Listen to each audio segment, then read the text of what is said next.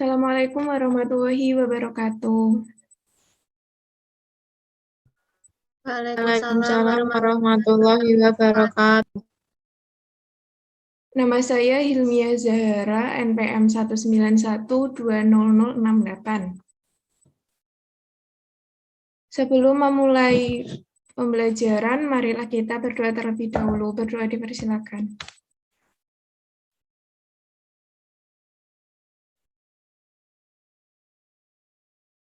Berdoa selesai. Kemudian untuk link presensi akan saya kirim grup.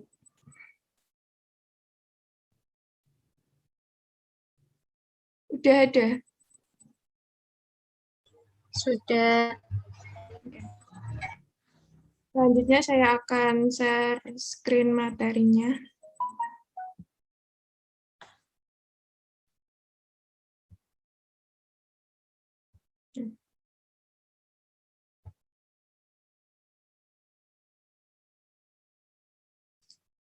Di sini saya akan menjelaskan tentang KD 3.1, memahami manusia dalam hubungannya dengan kondisi geografis di wilayah Indonesia. Pada kelas 5 semester 1, tema 4, sehat itu penting, pada subtema 1, pentingnya kesehatan diri dan lingkungan, pembelajaran 4.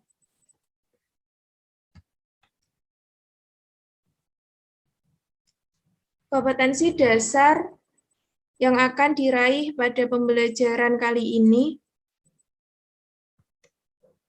menghargai karunia Tuhan yang telah menciptakan manusia dan lingkungannya, menunjukkan perilaku peduli, gotong royong, tanggung jawab, dan bertanggung jawab dalam berpartisipasi penanggulangan permasalahan lingkungan hidup. Kemudian memahami manusia dalam hubungannya dengan kondisi geografis di wilayah Indonesia. Kemudian menyajikan pemahaman tentang manusia dalam hubungannya dengan kondisi geografis di wilayah Indonesia. Di mana kalian tinggal? Di daerah pegunungan kah, pesisir, dataran rendah, perkotaan, atau pedesaan?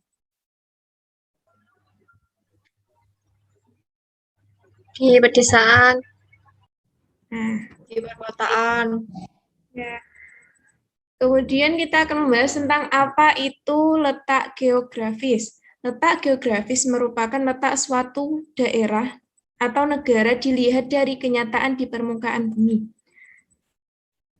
Letak Indonesia berada di antara dua benua, yaitu benua Asia dan benua Australia. Indonesia juga terletak di antara dua samudra, yaitu Samudra Hindia dan Pasifik. Akibat dari letak tersebut, Indonesia dipengaruhi angin muson barat dan muson timur. Hal ini membuat Indonesia memiliki musim hujan dan musim kemarau. Ini ada peta Indonesia dan batas-batas wilayahnya dari sebelah utara, seperti Malaysia, Singapura, Filipina. Kemudian ada di sebelah selatan, Timur Leste, Australia, dan Samudra Hindia. Kemudian di sebelah barat ada Samudra Hindia, dan sebelah timur Papua Nugini dan Samudra Pasifik. Kata kuncinya, kondisi geografis dan manusia memiliki hubungan timbal balik. Hubungan inilah yang mengakibatkan manusia memiliki karakteristik berbeda-beda di setiap wilayah.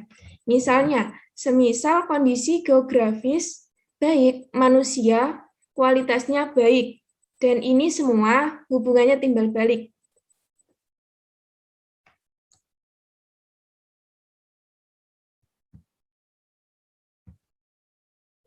Contohnya, semisal manusia itu merusak lingkungan dengan membuang sampah. Nah, ini terjadi banjir. Dan siapa yang akan terkena dampak banjir itu? Tentunya manusia itu sendiri. Dan ini contoh-contoh penyebab terjadinya banjir yang diakibatkan oleh perilaku manusia. Seperti penebangan hutan, pendangkalan sungai, pembuangan sampah, pembuatan saluran air yang tidak memenuhi syarat, pembuatan tanggul yang tidak baik.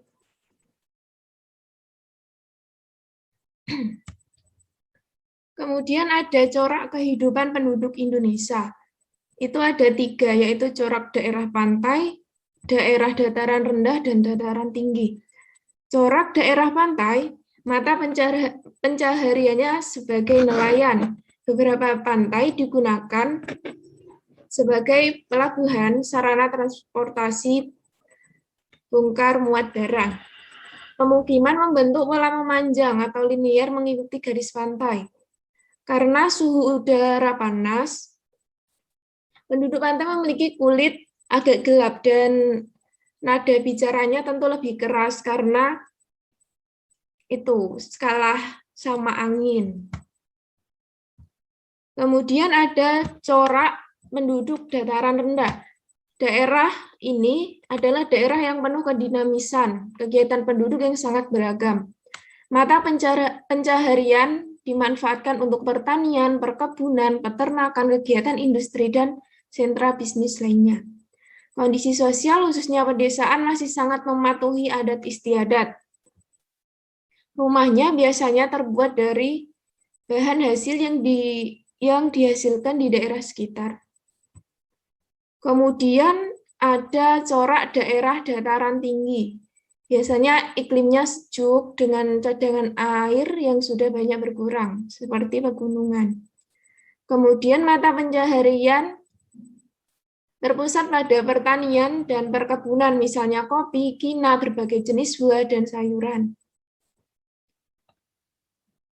Ada pertanyaan mengenai materi yang saya sampaikan? Belum ada.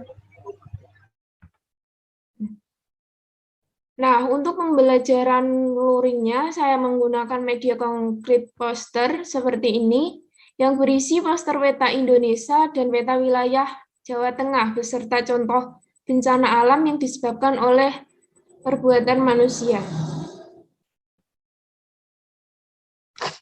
Dan ini untuk penugasannya. Di sini tersedia peta Jawa Tengah. Di sini saya tugaskan yang pertama mencari kondisi geografis Jawa Tengah. Bisa mencari referensi dari internet, buku siswa yang udah dimiliki, atau dari YouTube. Kemudian yang tugas keduanya bisa didiskusikan dengan orang tua masing-masing mengenai aktivitas penduduk di daerah. Daerah yang sudah dijelaskan tadi, daerah pantai, dataran rendah, dan dataran tinggi. Dipilih salah satu aja. Dan referensinya juga bisa dari internet atau buku siswa yang sudah dimiliki. Mengenai pengumpulan tugasnya, nanti bisa di PC pribadi melalui WA. Begitu. Untuk waktu batas pengumpulannya 1 minggu. Ada pertanyaan atau penugasannya kurang jelas? Sudah jelas.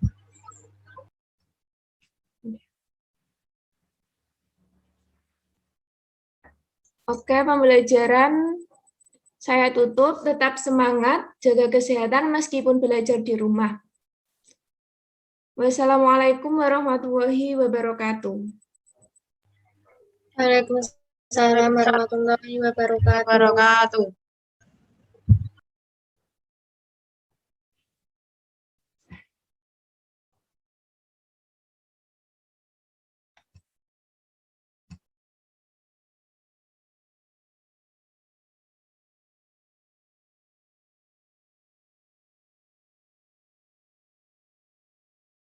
Hai guys, welcome back. Selamat datang kembali di video lesson terbaru aku, masih di course tentang keadaan geografis Indonesia.